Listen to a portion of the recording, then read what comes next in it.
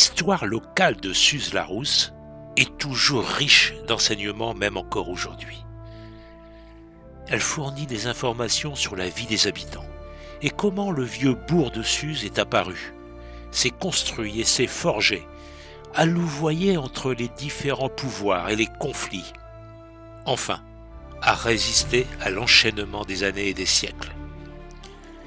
Jusqu'aujourd'hui, admirez le village de Suze-la-Rousse, choyé par ses habitants, ses maisons anciennes restaurées et mises en valeur, appelées les Calades de Suze, l'ancienne église rénovée et son fameux château couronnant le village.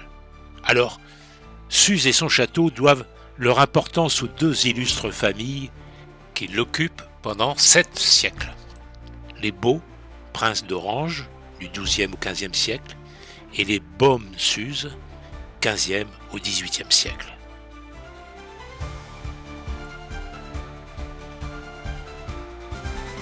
Suze est désigné par le mot castrum de Susa, ou ceux d'oppidum de Susa. C'est une ancienne qualification, c'est un lieu fortifié et une juridiction embrassant un territoire connu et limité. Son origine remonte dans la seconde période du Moyen-Âge. Mais comment est né Suze ?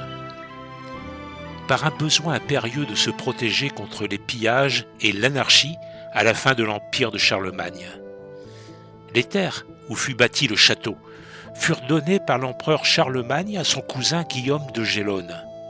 Après, ce sont les invasions barbares, les brigandages, les hommes de guerre commettant des meurtres, provoquant des incendies, alors ils font fuir les habitants de Suze. Et il faut rassurer à tout prix.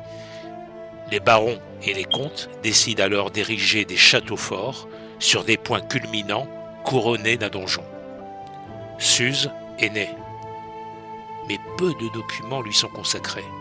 Il faut attendre le XIIe siècle pour que la terre de Suze apparaisse parmi les nombreux fiefs de la puissante maison de Baux.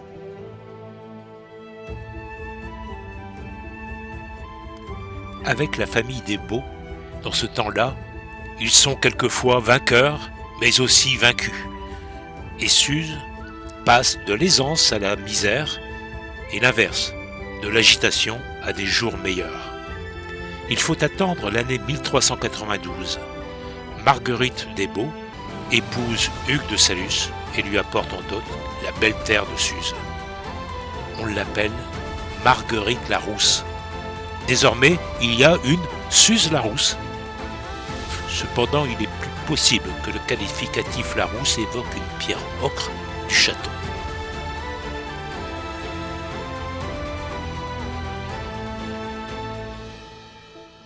Leur unique enfant, Antoinette de Salus, épouse en secondes noces Louis de la Beaume. C'est le deuxième épisode du développement de Suze, qui durera 400 ans, et la naissance de la famille, la Beaume-Suze. Les bienfaits s'enchaînent admirablement. Louis XII permet en 1450 à Louis de la Beaume de lever un impôt, un droit de tonnage sur toutes les marchandises qui passent sur le territoire de Suze. Quel beau privilège! Ainsi le bourg de Suze est donc bâti en amphithéâtre. Il est ceint de murailles flanquées de tours massives. Des ponts-levis donnent accès dans la place, faite de rues étroites et tortueuses. Et au sommet se dresse le château majestueux et imprenable. Le roi Charles IX et Catherine de Médicis viennent séjourner au château en 1564 et l'ont construit la salle du jeu de paume pour cette occasion. La salle de jeu de paume est l'ancêtre du tennis. Ce bâtiment est l'un des rares exemples conservés en France avec ceux de Versailles, Fontainebleau et Chantilly. C'est un espace clos délimitant l'aire de jeu. Cette activité suscite un large engouement auprès de la noblesse européenne. Au sud, le mur de bricole. Au nord, le mur de service. À l'ouest, le mur de dedans. Et à l'est, le mur de grille. Et au premier niveau, des galeries couvertes. Pour les passionnés d'archéologie, des opérations de fouilles à l'aide d'un géoradar ont permis de déterminer la présence de structures enfouies, notamment sur la partie sud, à l'intérieur du jeu de paume, et à l'extérieur du jeu des bâtiments adjacents, accolés sur le versant oriental du jeu de paume. Peut-être pour des vestiaires ou du rangement pour les éléments du jeu, filets, raquettes, balles, marques de chasse. L'espace de la dépouille est aujourd'hui mieux compris. La forteresse médiévale de Suze-la-Rousse est un ouvrage militaire protégé par des tours et un rempart. Bien sûr, le temps a changé le style du château. Après des périodes d'invasion, de guerre des protestants, d'incendies, la restauration se fait sur le style de la Renaissance. À l'intérieur, les créneaux d'origine ont disparu et les fenêtres à la française remplacent les ouvertures médiévales. Ce sont les façades Renaissance de la cour d'honneur et la richesse intérieure des peintures, des stucs et des gypseries des salons et un escalier d'honneur à double révolution. Cela tranche avec l'extérieur du château qui conserve un cachet primitif féodal. Le château représente le manoir de ces puissants barons auxquels il ne manquait que le titre de roi. Aux abords du château s'étend la Garenne, un vaste espace boisé de 23 hectares, jalonné de vestiges, dont le jeu de pommes, un pigeonnier, une glacière et une chapelle. La Garenne veut dire forêt réservée. Avant, c'était des réserves de gibier, où s'appliquait le droit de réserve seigneurial. Chêne vert, chêne blanc, buis, pin, c'est la diversité des essences principalement méditerranéennes. Et ça en fait un agréable lieu de promenade.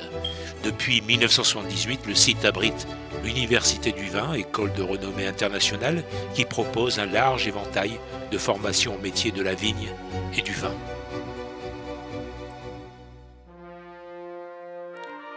Les baumes Suze ne sont plus.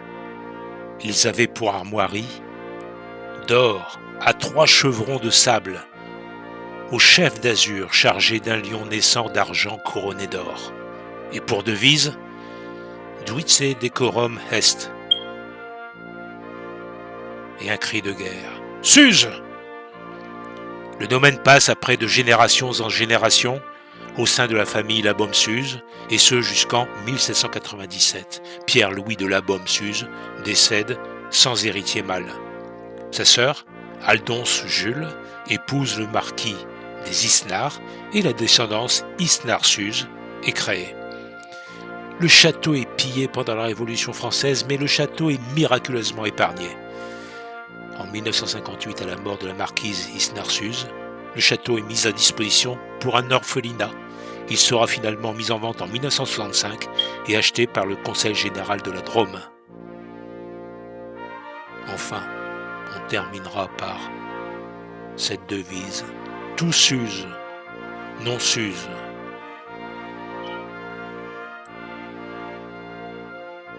Ce petit travail pour Arthur et sa classe de 6e 2 du collège Domistro de Suze-la-Rousse. Suze! Si vous avez apprécié cette aventure, rendez-vous sur notre site web letourismerevisité.fr et à bientôt!